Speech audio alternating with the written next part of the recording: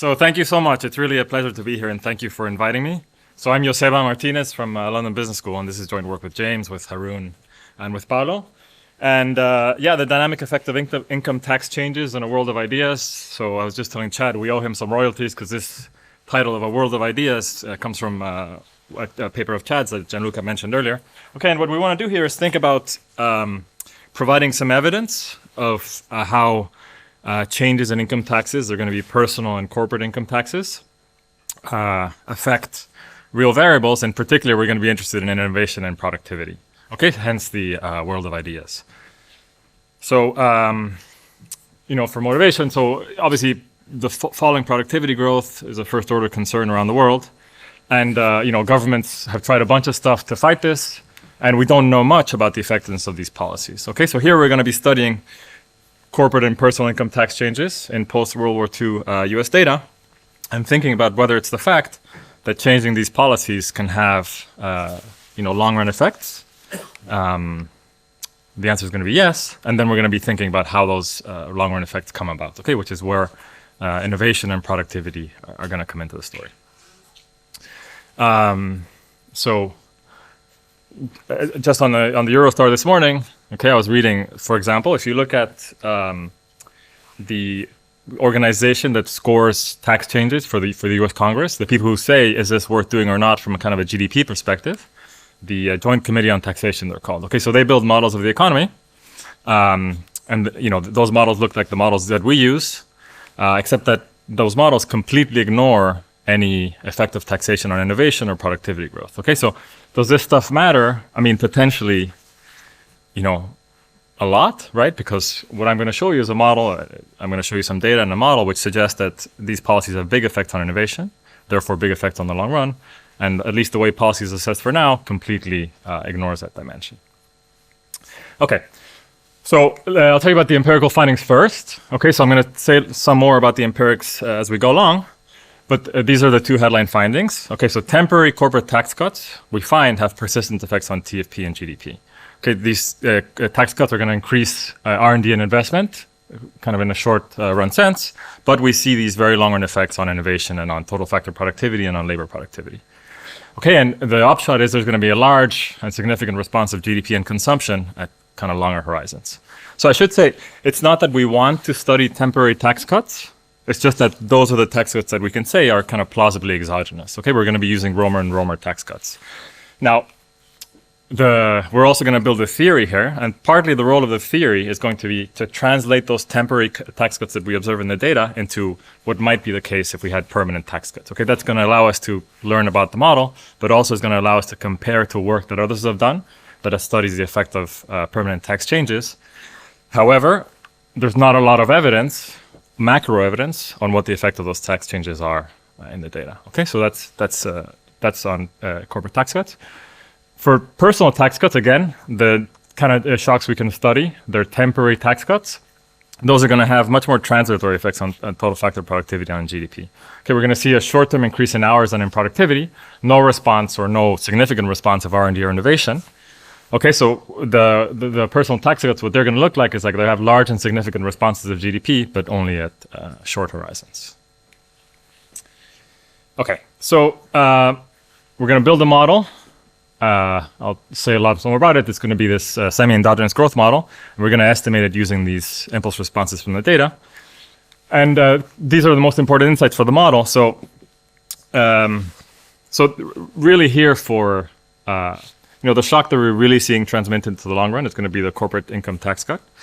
And the way that's going to transmit is that there's going to be a short-term response of what we're calling the market price of ideas that's going to be key to yielding these long-run effects. Okay, so what am I talking about there? What do I mean by the market price of ideas? So I guess in the world, if you go to the data, what that looks like is either firms are trading patents and trademarks with each other, for example, or firms just buy other firms that have intellectual property. Okay, so those in the real world, that's the market for ideas. That's the price where the price of ideas is set. In the model, this is really a fundamentally neoclassical channel. I cut taxes, and the effect of that, the first order effect of that, is to increase the market price of these ideas. That's going to provide firms the incentives to conduct more R&D and to conduct more investments in innovation. Okay, so that's the kind of the key mechanism. Okay, and in the end, I guess what I'm saying is, a neoclassical model of R&D investment delivers the kind of effects we're going to see in the data. Key to that is going to be how we write down in the model the tax treatment of these intangible assets, or these ideas. Okay, so I'm going to say more about why the tax code matters. There's a long literature that thinks about this for physical capital investment. Okay, so Holland Jorgensen, I always get the year wrong. I think it's 67 or 71. Okay, that's a model in which how the tax code treats tangible assets matters for the response of tangible asset investment to changes in taxes.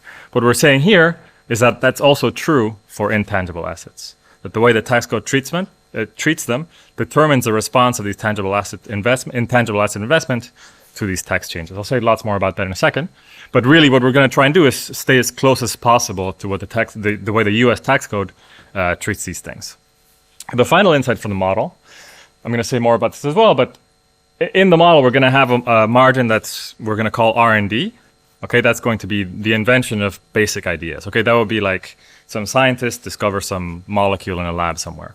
There's going to be a second layer that we're calling applied research, or that Chad calls applied research in his work. In other work that I've done, we call this margin technological adoption. But either way, it's a margin in which once the idea is created, further effort has to be exerted to turn that idea into a tangible product that affects productivity. Okay, and we're going to find that secondary channel, that secondary margin, is going to play an important role in amplifying the size and the persistence of the effects of corporate tax changes. Okay, so both R&D and this complementary applied research margin are going to be important to understand the data. Okay, this is going to be the model we estimate. Okay, so we're going to have un second. We're going to have this is where these elasticities that I was announcing will come in. Yes, please. So is it correct to say that persistence comes from the fact that the stock of ideas is here to stay, or is there also persistence in the flow of new ideas? So both of those things are true. Now, ideas in this model are not going to come here to stay forever. Ideas will depreciate. Yes. Okay. So, and it's true that a model with just the R&D margin could, in principle, deliver persistence, arbitrary amount of persistence. What I'm saying is that we're going to estimate this model, and we're going to make the model match the conditional responses to both of these tax shocks. Plausible parameters will assign a big role to this complementary margin of R&D. I'll say more about that in a second, but it's kind of intuitive. I think I'll get there. Okay, so I kind of said this already. Basic research, generating ideas that breaks new ground. Okay, this is, I guess, the way we think about R&D in the endogenous growth literature. And applied research, okay, that's turning those ideas into new technologies. Okay, so Chad has some work on that. The model we write down is going to be based on Kameen and Gertler and some work that I have with those guys as well. Okay, so there's a big literature, macro literature on the short-term effects of macro tax changes. Okay, so what we're adding there, we're going to step further and just estimating these responses out to longer horizons. Smaller literature that's starting to look at these long-term effects. Okay, I guess I'm an outsider to this macroeconomic risk literature. The way I think about this is there's been some kind of TFP improvement in the way we estimate these long-run effects. Okay, and so people are becoming bolder, going past the business cycle horizon to estimate longer run effects. Okay, so that's what we're adding to this literature. And then, of course, there's a rich literature on endogenous productivity, so we're going to be plugging into that with our theory. Okay, so this is a slide on how we're going to estimate these responses. And really here, there's not a lot of innovation here. Okay, so what we're doing is we're starting with what I think is the gold standard to think about macro tax shocks, okay, which are these Romer and Romer tax changes. Okay, so what Romer and Romer did is this is similar to or very similar to what they did for monetary policy. Okay, they read through US legislation, they identify tax changes which we can think of as plausibly exogenous. What does that mean? They're tax changes which Romer and Romer say are not a direct response to the state of the economy on the day those tax changes are enacted. Okay, that's what plausibly exogenous means here. There's a further filter, which is in a paper by Mertens and Ravin. Okay, what Mertens and Ravin do is first they kick out changes which are somewhat predictable. Okay, so to keep a smaller sample so that we can think of them more readily as shocks. And also they're going to split those into personal and corporate tax changes, okay, which is going to be very handy for us. We're going to look at the conditional response to personal and corporate income tax changes, and we're going to find interesting differences. Okay, so that's something we want to do. And to estimate these longer run effects, that's where the work of Jorda and co-authors come in. Okay, we're going to be using local projections, which we know have some desirable properties when we want to be thinking about longer horizon responses. Okay, so that's the empirics. Okay, so let me show you the results. So I'll start with the response to the corporate income tax shock. Okay, the thing on the left, that's the average, the response of the average corporate tax rate, and on the right is the response of real GDP. Okay, so what's going on here?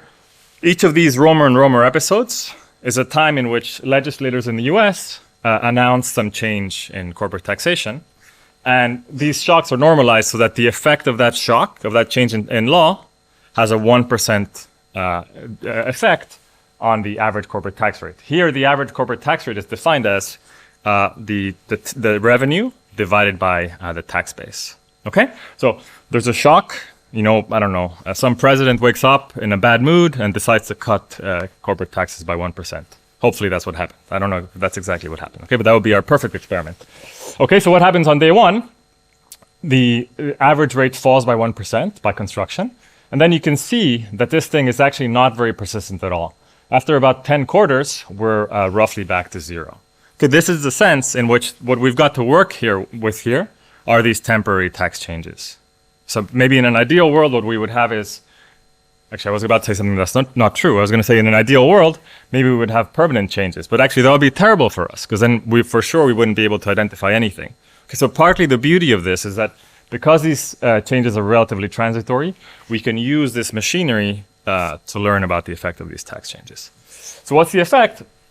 So on the right, we see their GDP. So day one, so on impact, there's a jump that we knew already from Carol and Morden's work, from Mertens and Raven. And you can see that's pretty persistent. So out to about 32 quarters, we still see significant effects on GDP.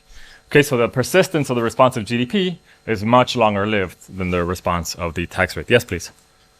So that's not the statutory tax. That's right. Like, I don't really know.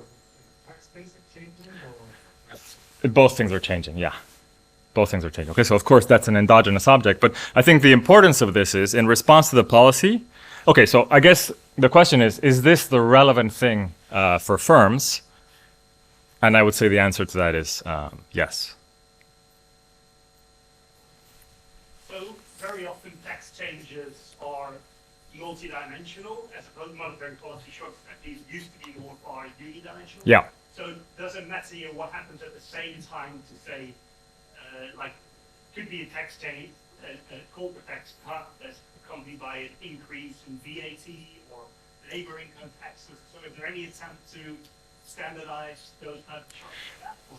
So certainly it's a concern. Okay, so obviously one thing we can do, which we do, is control for as much stuff as possible when we estimate these shocks. We also, by the way, have a version in which we don't control so that we can make sure that we're not kind of selecting on observables, okay? But I think, you know, one kind of salient concern is would this be accompanied, for instance, by big changes in government expenditure? Okay, so on average, that's not going to be the case. Might it be that simultaneously, I don't know, let's say they're doing VAT, well, I guess the US doesn't have VAT, but let's say they did, they introduce a VAT tax, let's say. Okay, would that be a concern? Possibly. Now the thing is, what we're looking at here is, what you're looking at here is the average estimated response over all of these episodes. So one robustness we can do is to re-estimate dropping successive episodes. Okay, and something which I think is gives me comfort that something systematic isn't happening at least, is that the magnitude of the responses look very similar when we estimate in these subgroups. Okay, so certainly things are happening at the same time, but it doesn't appear that that's a systematic thing.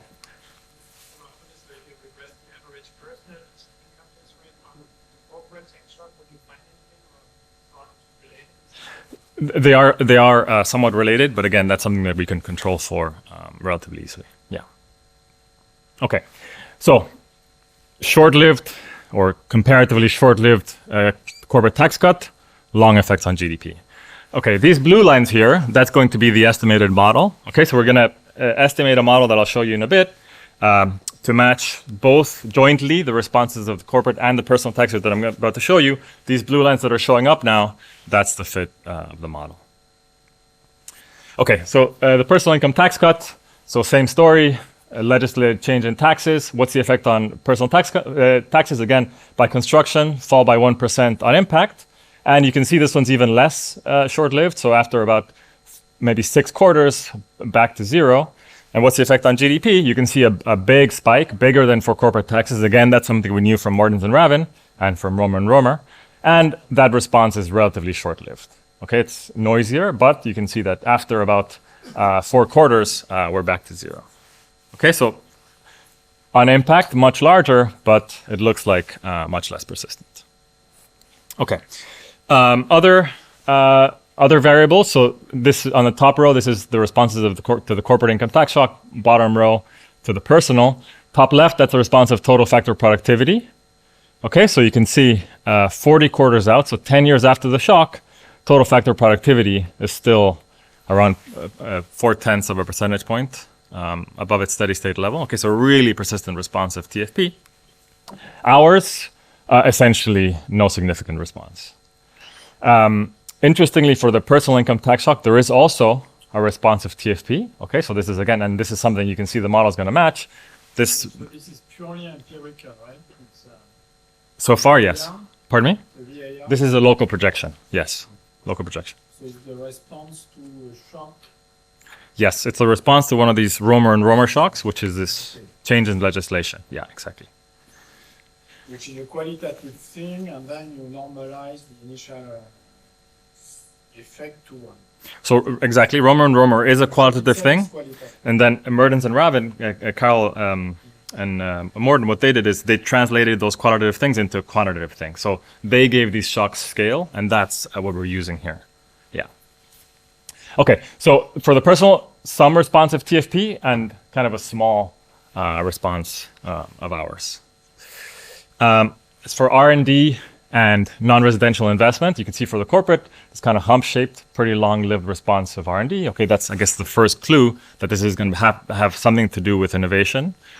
And non-residential investment, again, hump-shaped response, more persistent than the shock, less persistent than GDP and TFP. Okay, for the personal income tax shock, really no significant response of R&D, but you can see for non-residential investment, kind of this hump-shaped, short-lived response. Yeah. R&D are able to disentangle the M&E from domestic firms, multinational firms from domestic firms. Typically, what we observe for multinational firms is when there is a corporate tax cut, they replicate a lot of learnings that they were having before, and this could affect also the way they return innovations.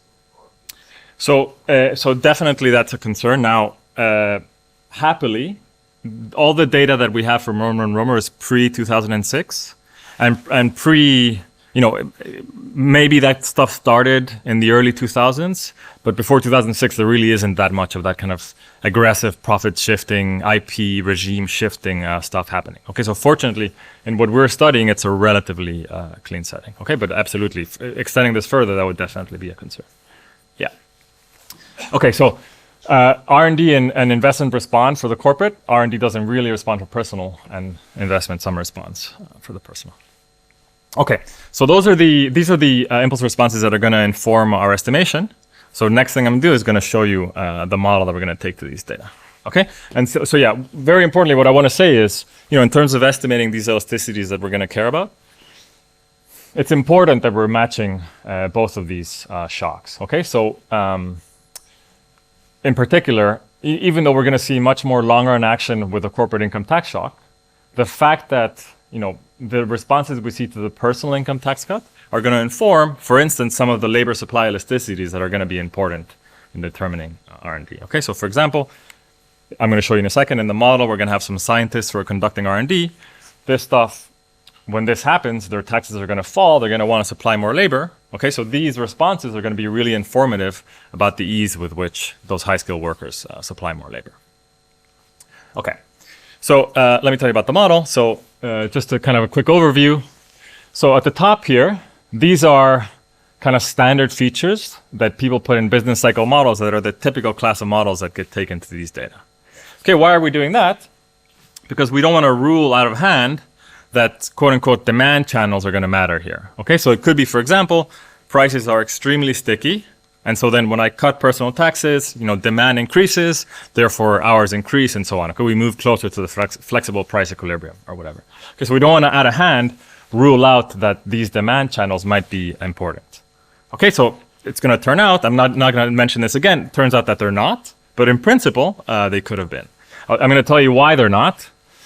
And you can see it right here. Okay, so in a model like that, in a new Keynesian model with sticky prices, the response of hours to a personal tax cut would dominate the response of GDP. Okay, here what happens is GDP goes up by more than 1% at the median estimate, but hours are only going to be increasing, a quarter of that. Okay, so that's a telltale sign that this demand channel is not really what's dominating the action. Gianluca. If you're using these responses for hours in particular to discipline the elasticity, couldn't you look at a more direct measure of labor input for that group of people?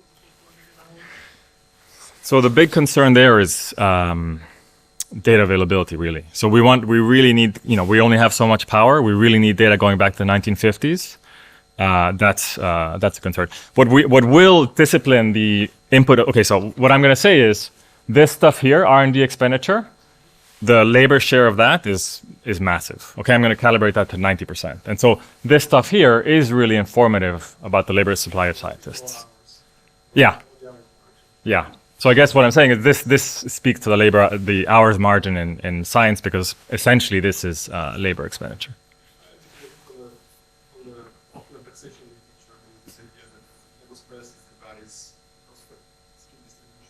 Oh, sorry. We're gonna be estimating three separate elasticities for these three groups, and what? I actually don't think I have those to show you.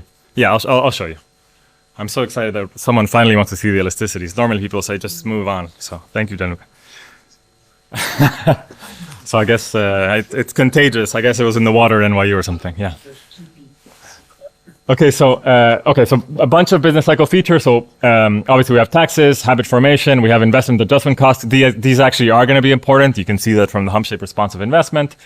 Capital and labor utilization, both of those are going to be variable. That's going to be important because for those short run responses of GDP, utilization is going to matter. Price stickiness, as I say, isn't going to matter much. We have a Taylor rule. I don't have here, but the government budget constraint, what the government is doing is changing lump sum taxes in response to keep the balance, the budget balanced. We could do more complicated stuff. We have done. We don't see much difference empirically when we estimate the model. Yeah. Okay, so the government is just changing lump sum taxes in the background. I should also say that in the data, we don't see systematic responses of government debt or government spending, or rather, we don't see systematic responses of government spending to the shock. Okay, so it doesn't look like that's an important margin in the data. Okay, kind of what are the most important features for matching the data? So we're going to have productivity growth. As I said, that's going to be this two-stage process, R&D and then adoption. That follows the work of Comyn and Girdler. And we're going to be careful in modeling this tax allowance for the amortization of intangible assets. Okay, so we've reached the part of the talk in which I have to talk about accounting and taxation. Okay, so brace yourselves. Okay, so I'll say what amortization means. I didn't know until like a few months ago, so now I get to talk about it. I'll talk about what amortization means in a second. All right, so let me show you kind of the heart of the model. These are really only the key equations. So this is the aggregate production function. Okay, so this is final goods output. Here we have a Cobb-Douglas function that takes as inputs, the capital stock. This is going to be labor supplied in the kind of goods market, and there's going to be utilization of capital and labor. Okay, so and that's kind of fairly standard stuff. This thing out here, that's the stock of ideas or the stock of adopted technology. Okay, that's what determines endogenous total factor productivity here. At the heart of this model is an expanding varieties model. Okay, in the tradition of Romer. Okay, so A is the stock of kind of ideas in the economy. Because this theta is a number greater than 1, as the stock of ideas grows, the economy grows. Okay, so and this theta minus 1, that's the elasticity that says when I increase the stock of ideas, by how much does GDP increase? Okay, so that's one important elasticity that we're going to be estimating. Okay, there are some estimates out there in the world, not so many. Okay, so one strength we think about this is that, we have this pretty clean laboratory in which we can estimate these important elasticities. Okay, so of course, because if this is enormous, then, the benefit of ideas to the world is enormous. If it's tiny, then who cares about this stuff? Okay, so let me tell you about how A increases, and that's what we're going to call adoption. Okay, so the stock of A next period is how much I started with. This phi, a number between 0 and 1, this is a depreciation of ideas. Okay, some ideas just disappear. And then if I exert effort, if I hire these workers who specialize in turning ideas into products, that's what LA is, the labor effort of those people, this lambda is a probability. So by increasing labor, I'm going to increase the probability that I transform a molecule into a finished drug, okay, that I transform an idea into a finished product. So that proportion lambda multiplies z minus a, which here is z is the stock of ideas in the world. So z minus a, that's the share of ideas that haven't yet been turned into a product. Okay, so this is like someone invents a blueprint, that's a z. I'm going to buy that blueprint from that inventor, make some more effort, and transform that into a product. Once I have a product, the way formally it works in the model, I'm going to sell that into the market for adopted ideas. A monopolist is going to buy that idea, and once they do, they're going to be a local monopolist in that little market. Okay, so ultimately, why does all this stuff happen? Because at the end of the line, there's some monopoly power to be had. There's some rents to be had.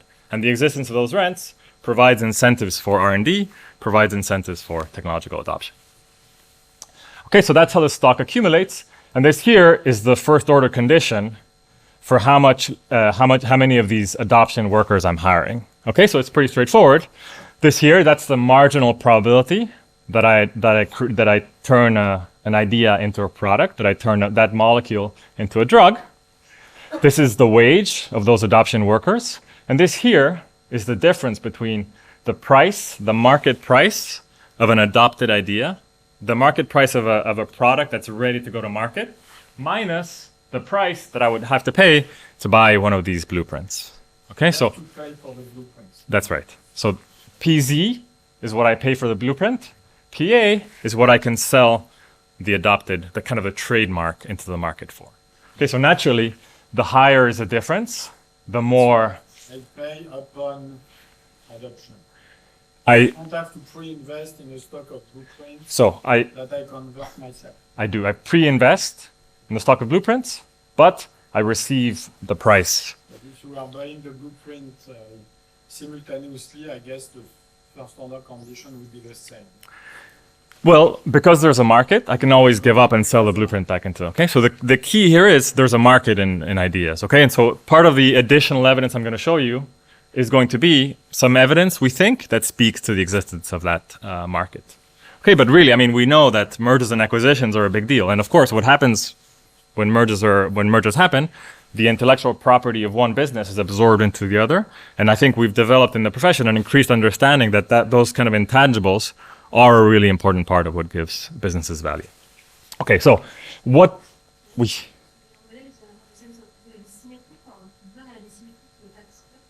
The model is going to be symmetric. So okay, we're going to linearize the model. We're kind of thinking about a symmetry now. I'm going to maybe I'll say a little bit about why it might not be symmetric, but that's something we're kind of thinking about. So we're working on it. The thing is that because there are only so many episodes, a few are increases, a few are cuts, we lose a lot of power. So we're thinking about whether we might be able to do something so that we can speak to a symmetry. I should say that to the extent that we have evidence, so we have some estimates of state-level GDP responses, and those do look asymmetric. I mean, not significantly different, but the point estimates are asymmetric, so there's a suggestion that that might be the case, yeah. Okay, so what is not in this first-order condition is the corporate tax rate. Okay, so in the background, these firms are paying taxes, right? They're buying this stuff, they're spending money on workers, they're selling it on, okay, so they're making profits, and they're paying taxes on those profits. The reason the corporate tax rate doesn't show up anywhere here, the reason why there's no direct effect of the corporate tax rate on the decision to adopt, is basically because these firms, what they're hiring is workers, and workers you can always fully expense. Okay, what that means is, at the margin, my decision to hire one more adoption worker, it's going to be the same for scientists, is not going to be directly affected by the corporate tax rate. What is directly affected by the corporate tax rate, I'll show you in a second, are these market prices. Okay, this is why in this model, the response of these market prices is the key to the transmission of tax shocks, particularly corporate tax shocks, into the economy. Okay, next I'll tell you about how this Z happens, how this Z accumulates. It's going to look like this. Okay, so my stock of ideas next period is the ones left over from this period, plus this is how many new ideas come in, 2 components. First, the stock of ideas itself increases my ability to produce new ideas. Okay, so there's the scale effects, but it's not linear. There's this parameter zeta. Okay, and depending on the sign of that parameter, either as the stock of knowledge grows, it becomes easier or harder to develop new ideas. Okay, so that parameter is going to be important. Again, we're going to be able to estimate that. It's going to turn out that there are going to be decreasing returns. Okay, as I grow the stock of ideas, R&D itself is going to become less efficient over time. Ideas get harder to find. Oh, they get easier, but not by enough. As long as size is greater than mine. Sorry, I guess in growth rate terms, Right, proportionally they get, yes, but they get easier, absolutely, yes. I get more efficient, but less linearly. Thank you. And this is aggregate input into R&D. Okay, this row is a parameter between 0 and 1. Again, we're going to estimate that thing. And that says there's congestion here. The more scientists I hire, the less good I am in the aggregate producing ideas. Okay, so first order condition, again, very straightforward. What are these R&D firms doing? They're hiring this labor, this R&D labor. They pay the wage WZ. And what do they get for their ideas? Well, they sell each of them at this price PZ. Okay, so again, the taxes don't show up anywhere here. In this simple version of the model, the only input is labor. Labor is always deducted from my profits. Therefore, the corporate tax rate has no direct effect on this margin. However, the response of the price is going to be critical in determining what's going on here. Okay, so let me talk about the price of ideas. How am I doing? I think that's my job. You have around 15 minutes. Okay, excellent. Okay, great. So, 14 to be more. okay, 14, perfect. So, all right, so let me tell you about how the price of ideas is determined. Okay, so this is a competitive market. So, I've only shown you here the determination for PA, okay, which is the price of an adopted idea. I'm not showing you the price of PZ, the price of kind of a blueprint, but it's going to be very similar. Okay, so let me just tell you about the price of ideas. So, there's going to be a market in these things. So, what happens is, I hire my whatever knowledge workers. They transform this thing into a trademark. Now I'm going to sell the trademark to an entrant monopolist. Okay, and that market's going to be competitive, which means that in equilibrium, those entrant monopolists, taken over their lifetime, are going to be making 0 profits. Okay, this PA, this is the entry cost into being a new monopolist. Okay, and in the end, all the rents that come from being a monopolist here are going to be absorbed in the creation of those blueprints. Where do the profits come from? That's just constant markup over marginal cost. Okay, we have in the background here, there's some Dixit-Stiglitz aggregator. Okay, so this pi, after this pi that's the profit, that's just a constant markup over marginal costs for the final goods producers in this economy. Okay, so this is the price of a new idea.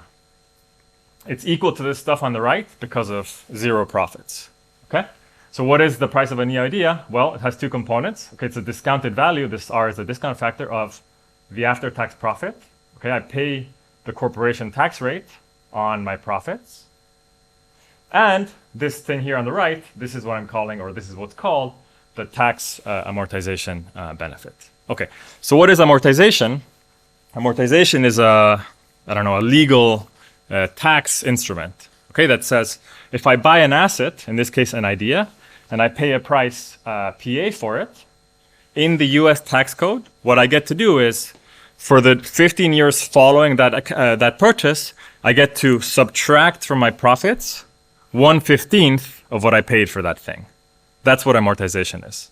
Okay, what's the idea? I mean, it makes, like in some sense, it makes economic sense, because if an asset is depreciating, I want to take into account depreciation of the asset when I calculate my profit, and that is the role of amortization.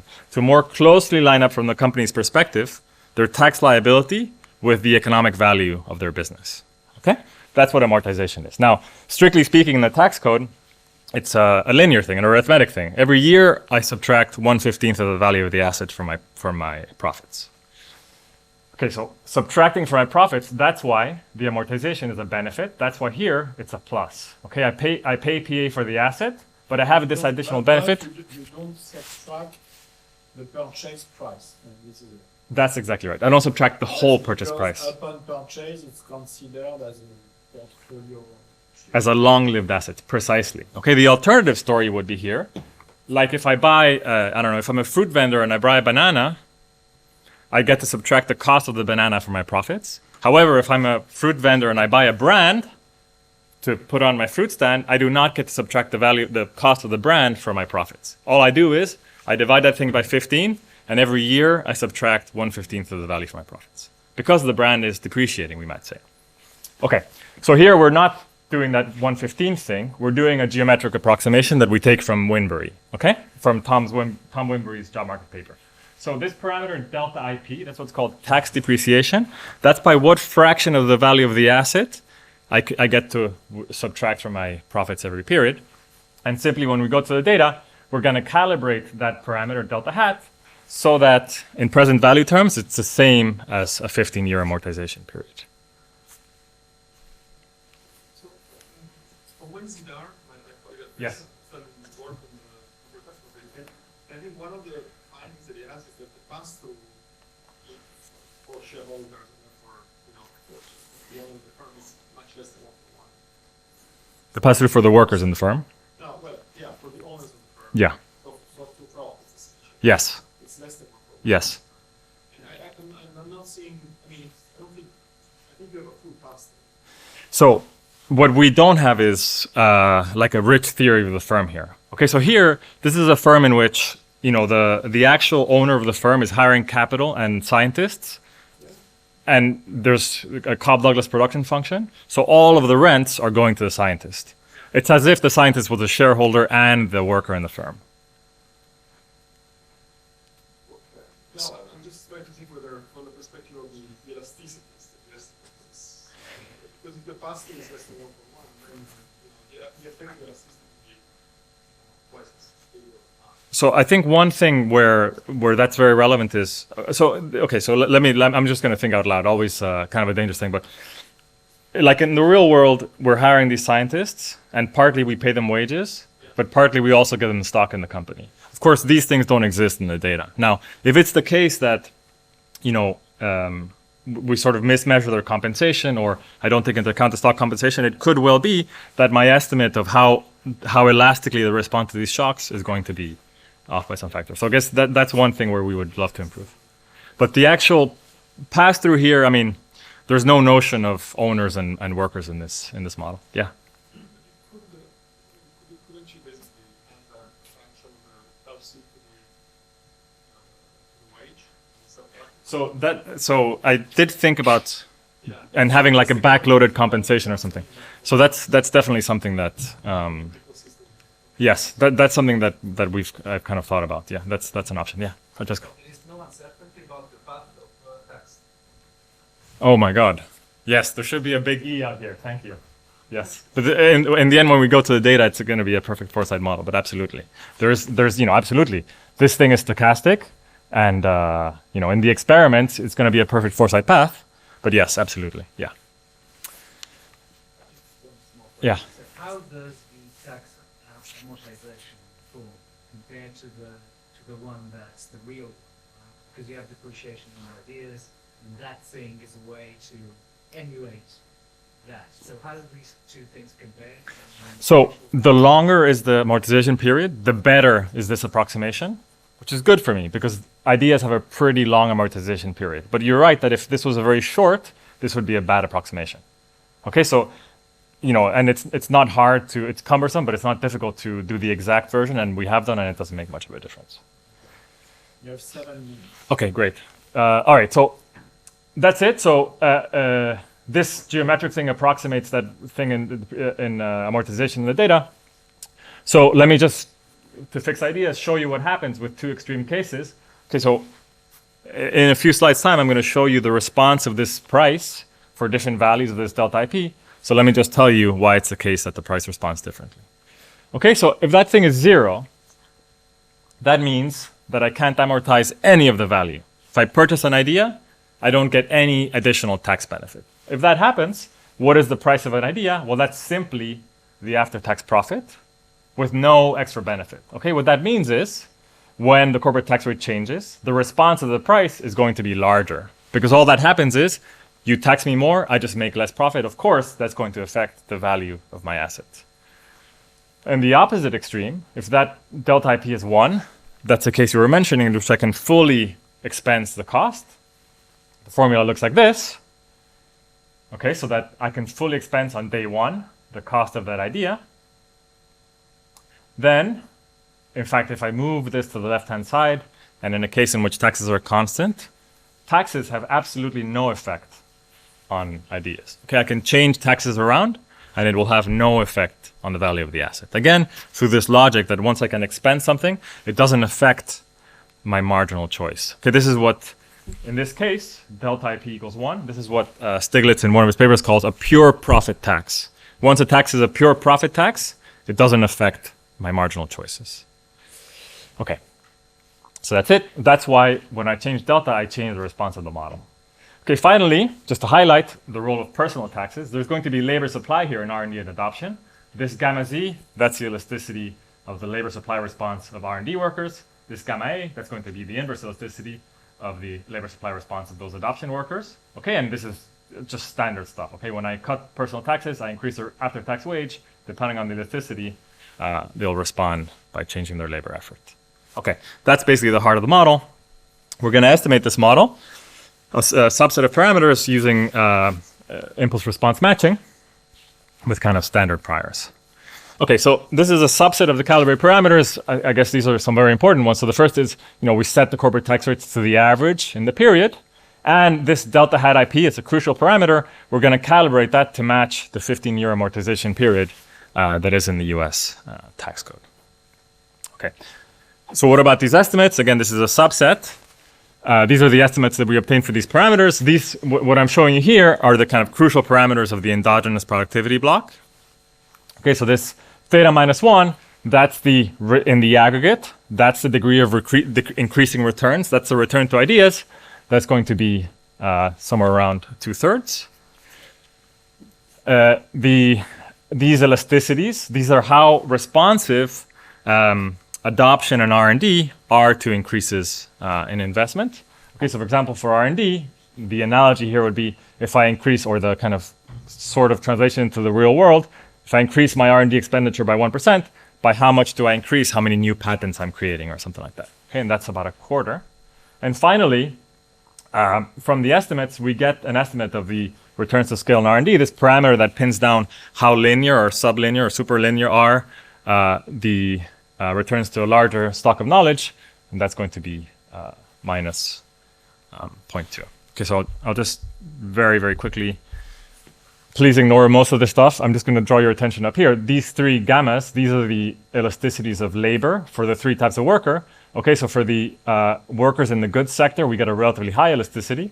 For the workers in R&D, we get a much, much lower elasticity. Okay, these are inverse elasticities. All right, so I guess with the caveat that Gianluca brought up, we're getting something that looks sensible in that those kind of higher skilled workers have much lower labor supply elasticities, which I think is also consistent with the body of work that has estimated these directly.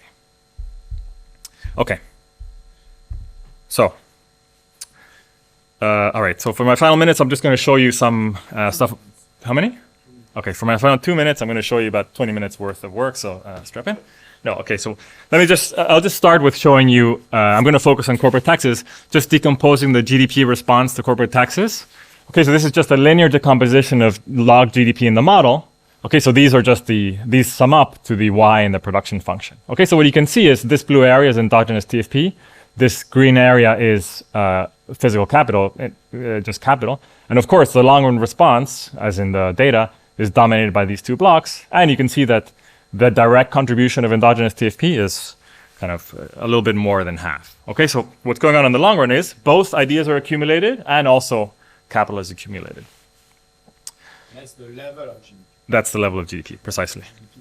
That's the level. So in balanced growth path, the GDP growth is constant here. This is the level of GDP in deviation from balanced growth path. Okay, so this is what I'm calling direct evidence for the mechanism.